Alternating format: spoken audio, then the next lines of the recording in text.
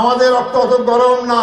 ইসলাম পন্ডিতের কাছেই মহিলারা সবচেয়ে বড় নিরাপদ। সচেতন কিছু ব্যক্তি ইসলামকে জামাতকে সহ্য করতে পারে না, তারা বলে বেড়ায় দুইটা কথা। একটা বলে যে এই জামাত ক্ষমতাকে নারীর কোনো স্বাধীনতা থাকবে না, তাদেরকে বোরখা পড়তে হবে, চাকরি করতে দেওয়া হবে না। সম্পূর্ণ মিথ্যা কথা। আমরা স্বাধীনভাবে চলতে পরামর্শ দেই, এই স্বাধীনভাবেই চলার ব্যবস্থা করবো ইনশাল্লাহ আমরা। অতএব আমরা নারী বিদ্বেষী নয়। তার মানে ইসলাম পন্ডিতের কাছেই মহিলারা সবচেয়ে বড় নিরাপদ। বিশ্ববিদ্যালয়ের ছাত্র টকবগে শক্তি যৌবন, তাদের কাছে যদি একজন টকবগে ছাত্রী নিরাপদ থাকতে পারে, ওদের স্বপ্ন পূরণে পাশে থাকতে পেরে আমরা গর্বিত। তাদের পিতা আমরা, আমাদের রক্ত অত গরম না। আমরা যদি দায়িত্ব পাই, সমগ্র বাংলাদেশের নারী সবচেয়ে নিরাপত্তা ভোগ করতে পারবে ইনশাআল্লাহ। আমাদের বলা হয় ক্ষমতায় গেলে হিন্দুদের কচুকাটা করবে। আমি বলতে চাই ব্যাখ্যা বেশি দেব না। হিন্দুদের নাকি আমি অনেক মন্দির টন্দির ভাঙবো। একটু মনে করে দেখেন, যখন হাসিনা ক্ষমতায় ছিল, দুর্গা পূজার সময় প্রায় মন্দির ভাঙ্গা হতো, অগ্নি সংযোগ করা হতো, ইত্যাদি করা হতো। আর দোষ চাপাইত ছাত্র শিবির জামাত ইসলামীকে, আমাদের গ্রেপ্তার করা হতো। এবার আমি বলতে চাই, চ্যালেঞ্জে বলতে চাই, কোনো মিডিয়া বলতে পারে নাই 2025 সালে যে দুর্গা পূজা হয়েছে, বাংলাদেশের কোনো জায়গায় একটি দুর্গা পূজা হামলা করা হয় নাই, মূর্তি ভাঙা হয় নাই। তাহলে আগে কারা করলো? যারা আগে করেছে তারা দেশ থেকে পালিয়ে গিয়েছে, তারা আজকে নাই। দেখি হিন্দু নিরাপদ। অতএব জামাত ইসলামী ক্ষমতায় আপনারা সবচেয়ে নিরাপদ থাকবেন।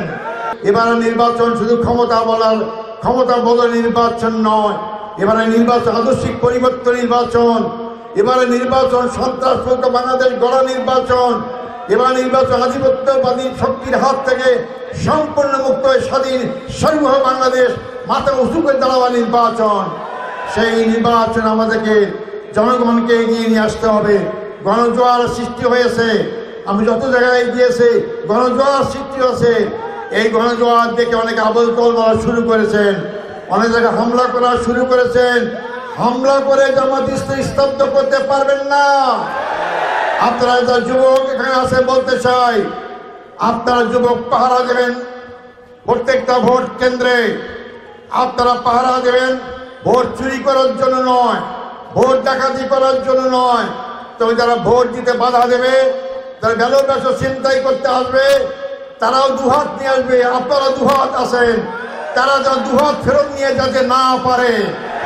আমরা কারো ভোটাধিকার নষ্ট করতে দেব না ইনশাআল্লাহ। এই সংগ্রামী ভাই বন্ধুগণ, আমাদের সময় এসেছে পরিবর্তনের। এই পরিবর্তনকে স্থায়ী যদি করতে হয়, মানব রচিত আইন থেকে আমাদের বেরিয়ে আসতে হবে। এই আইন যে মানুষের কোনো কল্যাণ হতে পারে না। 55 বছরই শুধু নয়, পৃথিবীর যেখানেই মানব রচিত আইনটা পরিচালিত হয়েছে, সমাজের দৃষ্টিকোণে মানুষ সুখ শান্তি পেয়েছে, আপামার জনসাধারণ সুখ শান্তি পায়নি। তাই আমরা চাই বাংলাদেশে আগামী দিনে যদি আমরা ইসলাম পক্ষের শক্তি, জনগণের দোয়া, আল্লাহর দোয়ায় আমরা যদি দায়িত্ব পালন করতে পারি, সুযোগ পাই, তাই প্রথমেই আমরা দুর্নীতিমুক্ত সমাজ কায়েম করব, দুর্নীতিমুক্ত রাষ্ট্র কায়েম করব। বাংলাদেশের সবচেয়ে বড় সমস্যা, আমাদের দেশের বড় সমস্যা দুর্নীতি।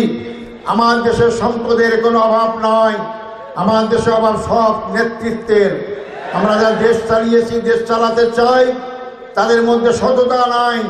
তারা নিজের আখের গুছায়, নিজের সম্পদ শুধু দেশেই না বিদেশে পাচার করে। আমার দেশ গরিব নয়, 54 বছর গরিব করে রাখা হয়েছে আমার দেশকে।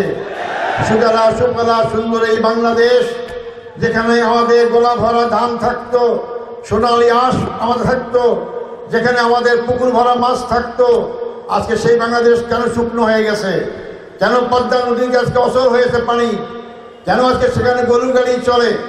কেন আজকে আমাদের রাজশাহী অঞ্চলের কয়েক কোটি মানুষকে ক্ষতিগ্রস্ত করা হয় ফারাক্কাবাদের মাধ্যমে?